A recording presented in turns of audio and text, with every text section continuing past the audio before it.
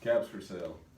Once there was a peddler who sold caps, but he was not like an ordinary peddler, carrying his wares on his back. Instead, he carried them on his head.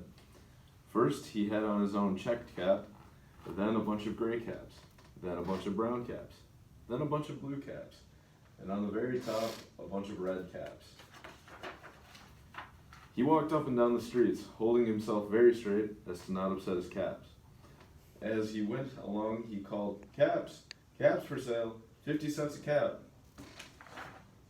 One morning, he could not sell any caps. He walked up the street and he walked down the street, calling, "Caps! Caps for sale! 50 cents a cap!" But nobody wanted any caps. That morning, nobody even wanted a red cap. He began to feel very hungry, but he had no money for lunch. "I think I'll go for a walk in the country," he said. And he walked out of town, slowly, slowly, so as not to upset his caps. He walked for a long time until he came to a great big tree. "That's a nice place for a rest," thought he, and he sat down very slowly under the tree and leaned back little by little against the tree trunk so not to disturb the caps on his head. Then he put his hand to feel if they were straight, first his checked cap, then his gray caps, then the brown caps, then the blue caps, then the red caps, and on the very top, they were all there. So he went to sleep. He slept for a very long time.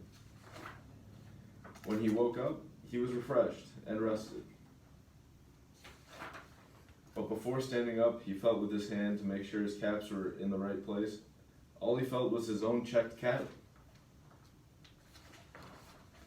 He looked to the right of him, no caps.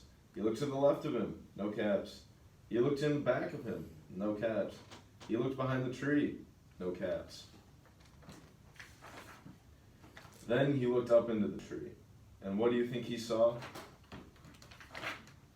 On every branch sat a monkey. On every monkey was a gray, a brown, or a blue, or even a red cap. The peddler looked at the monkeys looked at the peddler. He did not know what to do. Finally, he spoke to them. "You monkeys, you," he said, shaking a finger at them, "you give me back my cap."